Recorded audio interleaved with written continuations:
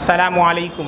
وعلیکم السلام ورحمۃ اللہ۔ میرا پڑوسی 3 وقت کی نماز پڑھتا ہے اور کہتا ہے کہ قرآن میں 3 وقت کا ہے، کیا آپ قرآن سے ہمیں بتائیں کہ قرآن میں کتنے وقت کی نماز لکھا ہے اور ہم کیسے پڑھیں گے؟ سالم انصاری جھارکھنڈ سے۔ سب سے پہلی بات آپ کا یہ کہنا کہ قرآن میں 3 وقت کا ہے، تو اس بات کو صاف کر لیں آپ سب حضرات، یہ جان لیں کہ حجت شرعیہ ماخذ شریعت صرف قرآن نہیں ہے، ماخذ شریعت صرف قرآن نہیں ہے، بلکہ ماخذ شریعت 4 چیزیں ہیں۔ نمبر 1 کتاب اللہ کی کتاب، نمبر 2 سنت رسول اللہ کے نبی صلی اللہ علیہ وسلم کی احادیث، نمبر 3 اجماع، نمبر 4 قیاس۔ ماخذ شریعت کیا ہے؟ سب لوگ یاد کیجئے، 4۔ کتنے ہیں؟ نمبر 1 بولیں گے تب نا، کتاب اللہ۔ یہ ساری چیزیں مدرسے میں پڑھائی جاتی ہیں، میں آپ کو یہاں بتا رہا ہوں، 1-1 کروڑ کی چیزیں، اس کی قدر کیجئے آپ لوگ، اور تھوڑا سا انرجی دکھائیے، تب میرے اندر بھی شوق پیدا ہوگا۔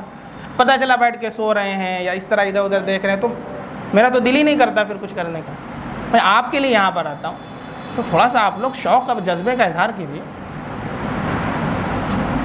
ماخذ شریعت کتنے ہیں؟ 4۔ میں آپ سے پیسہ نہیں لے رہا ہوں، فری میں اللہ کی باتیں بتا رہا ہوں، آپ کچھ انرجی دکھائیے۔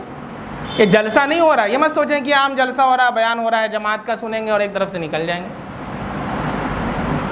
محنت کر کے میں آپ کے لیے آتا ہوں، اپنے کام کو چھوڑ کر کے آتا ہوں۔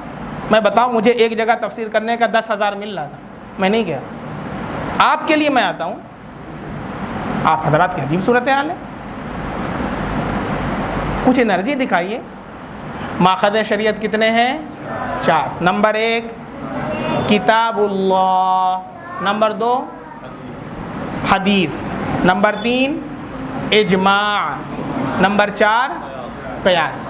4 چیزیں ہیں۔ کچھ لوگوں نے، جس میں سے آپ کے جونپور کے اندر بھی کچھ ناہنجار پیدا ہو گئے ہیں، جو یہ کہتے ہیں قرآن کافی ہے۔ یہ حدیث کے اندر اللہ کے نبی نے بیان کیا ہے کہ عن قریب قیامت کچھ لوگ ایسے آئیں گے کہ قرآن ان کے حلق سے نیچے نہیں اترے گا، قرآن ان کے حلق سے نیچے نہیں اترے گا، اور کیا کہیں گے؟ قرآن کافی ہے ہمارے لیے۔ یہ اللہ کے نبی نے آج سے 1400 سال پہلے بیان کر دیا تھا، جو آج آپ لوگ دیکھ رہے ہیں۔ کیا کہہ رہے ہیں؟ قرآن میں تو نماز کا ذکر ہی نہیں ہے۔ یا ایک صاحب کہہ رہے ہیں، جیسا کہ یہ سوال کر رہے ہیں، قرآن میں 3 ٹائم کی نماز ہے۔ تو سب سے پہلی چیز آپ لوگ یہ کلیئر کر لیں کہ صرف قرآن ماخذ شریعت نہیں ہے، بلکہ 4 ماخذ شریعت ہیں۔ سمجھ میں آیا؟ قرآن میں سارا دین نہیں ہے، بلکہ قرآن کے بعد حدیث، حدیث کے بعد اجماع، اجماع کے بعد قیاس، ان 4 سے دین کے مسائل نکلتے ہیں۔ بات سمجھ میں آ رہی ہے؟ اب جیسے میں آپ کو مثال دے کر کے بتاؤں، جیسے قرآن کے اندر اللہ نے نماز کا حکم دیا ہے، نماز کا طریقہ پورے قرآن میں آپ کو نہیں ملے گا۔ نماز کا طریقہ کیا ہے؟ اللہ کے نبی نے صلی اللہ علیہ وسلم نے پڑھ کر کے بتایا ہے۔ بات سمجھ میں آ رہی ہے؟ فجر کی نماز میں کتنی رکعتیں ہیں؟ اللہ کے نبی صلی اللہ علیہ وسلم نے بتائی ہیں۔ تو اب اگر کوئی صرف قرآن کو لیتا ہے تو قرآن کریم سے نماز کا طریقہ اس کو نہیں ملے گا، نماز کی رکعتیں اس کو نہیں ملیں گی، وہ تو حدیث میں ملیں گی۔ سمجھ میں آ رہا ہے؟ تو قرآن سے نماز کیسے پڑھنا ہے، نبی کریم صلی اللہ علیہ وسلم نے پڑھ کر کے بتایا۔ تو دوسرے نمبر پہ کیا ہے؟ حدیث۔ پھر ایسا ہوا کہ بہت سی چیزیں ایسی تھیں کہ اللہ کے نبی صلی اللہ علیہ وسلم کی حدیث میں بھی اس کا ذکر نہیں ملتا ہے، بعد میں وہ چیزیں وجود میں آئیں۔ فار ایگزامپل، جیسے کہ آپ سے کہا جائے شراب حرام ہے، یہ تو قرآن میں نص موجود ہے، لیکن اس دور میں بھانگ جو لوگ استعمال کر رہے ہیں، بھانگ، پورے قرآن میں، پوری حدیث میں کوئی مجھے دکھا دے بھانگ حرام ہے؟ نہیں ہے نا؟ تو پھر وہ کہاں سے ہے؟ جو چیزیں اللہ کے نبی کے دور میں نہیں تھیں اس کے بارے میں اللہ کے نبی کیسے بتائیں گے؟ حدیث میں نہیں ہے وہ چیزیں۔ اب جب بعد میں وہ چیزیں پائی گئیں تو پھر صحابہ کرام کا بیٹھ کر کے صحابہ کرام نے اس کے اوپر بحثیں کی ہیں اور پھر کسی ایک چیز پر اجماع کر لیا۔ اجماع کا مطلب اتفاق کر لیا، اسے اجماع کہتے ہیں۔ بات سمجھ میں آ رہی؟ وہ بھی اسی طریقے سے حجت ہے جیسے قرآن حجت ہے۔ اور پھر چوتھے نمبر پر قیاس ہے۔ قیاس کسے کہتے ہیں؟ کہ کسی ایسی چیز کا حکم قرآن اور حدیث یا اجماع سے نکال لینا کہ جو قرآن اور حدیث میں صاف طور پر معلوم نہیں، جیسا کہ میں نے بھانگ کی مثال دیا کہ شراب کا تو حرام ہے لیکن بھانگ کی حرمت کا ذکر نہیں ہے، تو اب بھانگ بھی حرام ہے۔ کیسے؟ اس لیے کہ شراب میں جو علت پائی جاتی ہے کہ وہ انسان کے عقل کو ڈھانپ لیتی ہے، انسان کے عقل کو کیا کر لیتی ہے؟ ڈھانپ لیتی ہے، جس سے وہ گالی بکنے لگتا ہے۔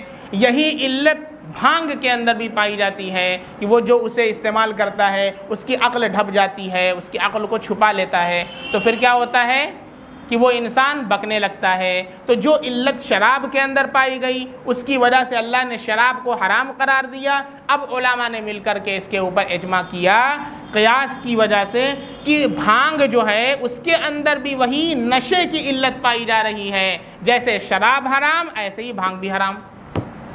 اس کو بولتے ہیں قیاس۔ بات سمجھ میں آ رہی ہے؟ تو پہلا جو مسئلہ انہوں نے کہا ہے کہ ہمارا ساتھی کہتا ہے قرآن میں 3 وقت، پہلی چیز یہ کلیئر کر دیں کہ صرف قرآن حجت شرعیہ نہیں ہے۔ بات سمجھ میں آ رہی ہے؟ ورنہ 4 رکعت فجر کے اندر ہے، کوئی قرآن سے دکھا دے۔ 12 رکعت ظہر کے اندر ہے، کوئی قرآن سے دکھا دے۔ 8 رکعت عصر کے اندر ہے، کوئی قرآن سے دکھا دے۔ نہیں، یہ چیزیں اللہ کے نبی صلی اللہ علیہ وسلم نے بتائیں۔ بات سمجھ میں آ رہی ہے؟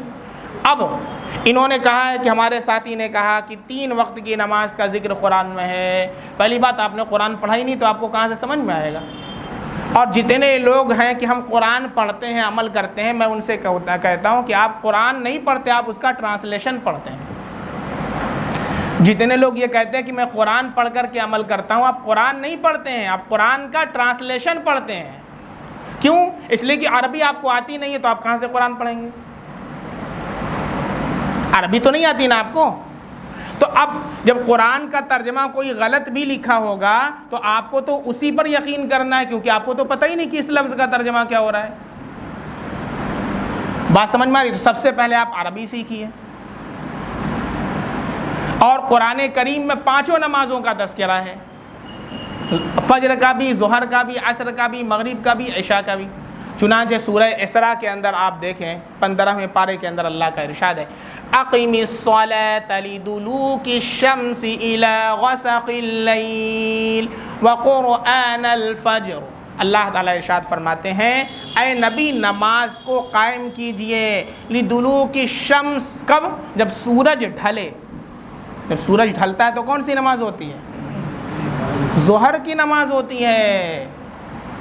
کہاں تک؟ الی غسق اللیل، رات کی تاریکی تک۔ اب اس کے اندر 4 نمازیں ہیں، 3 نمازیں آ گئی رات کی تاریکی تک، ظہر، عصر، مغرب۔ پھر اس کے بعد فجر کا تذکرہ، وقرآن الفجر۔ اللہ فرماتے ہیں فجر کے اندر بھی قرآن پڑھنے کو لازم پکڑیے۔ فجر کا بھی تذکرہ آ گیا۔ اب کہتے ہیں آپ تو 3 کہہ رہے تھے، یہاں 4 نکل آیا۔ کہہ رہے ہیں عشاء، سن لیجیے آگے اللہ تعالیٰ ارشاد فرماتے ہیں قرآن کریم کے اندر، اللہ رب العزت ارشاد فرماتے ہیں وَلَهُ الْحَمْدُ فِي السَّمَاوَاتِ وَالْأَرْضِ وَعَشِيًّا وَحِينَ تُظْهِرُونَ۔ اللہ ہی کی حمد ہے آسمانوں کے اندر اور زمین کے اندر۔ وَعَشِيًّا، اور عصر کے وقت جو شام کا وقت ہوتا ہے، وَحِينَ تُظْهِرُونَ، اور جس وقت تم لوگ ظہر پڑھتے ہو، جس وقت تم لوگ دوپہر کرتے ہو۔ اس میں ظہر کا تذکرہ ہے اور عصر کا تذکرہ ہے۔ اسی طریقے سے ایک دوسری آیت ہے، اس کے اندر اللہ تعالیٰ کا ارشاد ہے اقم الصلاة طرفی النہار وزلفا من اللیل، نماز کو قائم کیجئے طرفی النہار، دن کے دونوں کناروں پر۔ اب بتائیں دن کے دونوں کناروں پر کون سی نماز ہے؟ فجر، اور ادھر کون سی ہے؟ کنارے پر کون سی ہے؟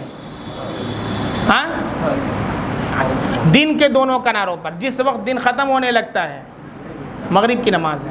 اقم الصلاۃ طرفی النہار وزلفا من اللیل، اور رات کے وزلفا من اللیل، اور رات کے اندر بھی. رات کے اندر کیا ہے؟ عشاء. آج سمجھ میں آ رہی ہے؟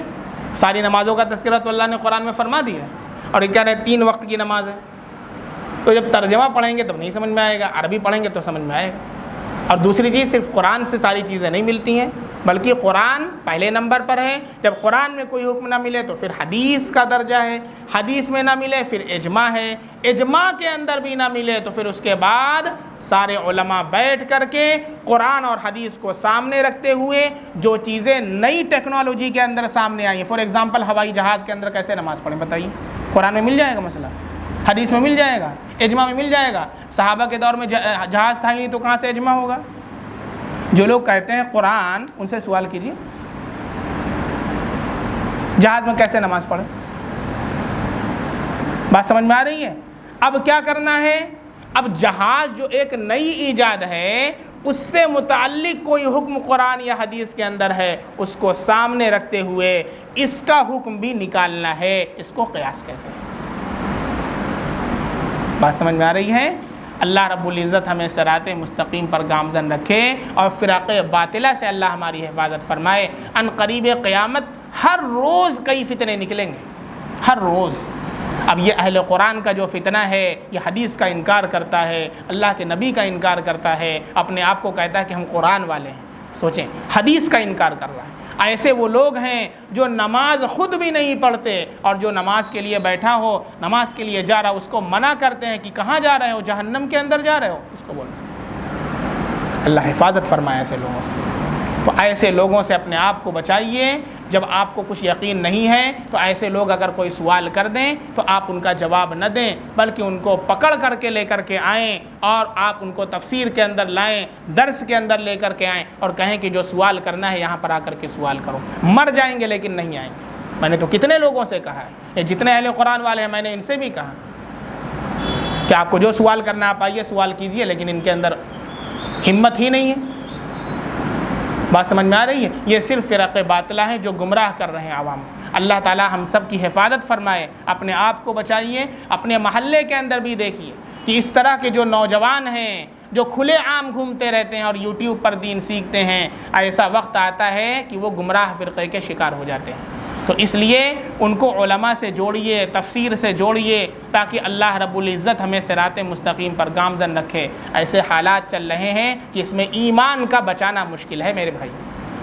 اس لیے آپ کو اپنے ایمان کی بھی حفاظت کرنی ہے، اپنے گھر والوں کے ایمان کی بھی حفاظت کرنی ہے، اور اپنے محلے کے بچوں کے ایمان کی بھی حفاظت آپ کو کرنی ہے. اللہ تعالی ہم سب کے ایمان کی حفاظت فرمائے، اور اللہ تعالی ہم سب کو مرتے دم تک اللہ صراط مستقیم پر گامزن رکھے، اور اللہ ہم سب کا خاتمہ ایمان پر عطا فرمائے. سبحان اللہ بحمدہ، سبحانک اللہم بحمدک، اشہد ان لا الہ الا انت، استغفرک واتوب الیک. سبحان ربک رب العزت عما یصفون، وسلام علی المرسلین، والحمد للہ رب العالمین.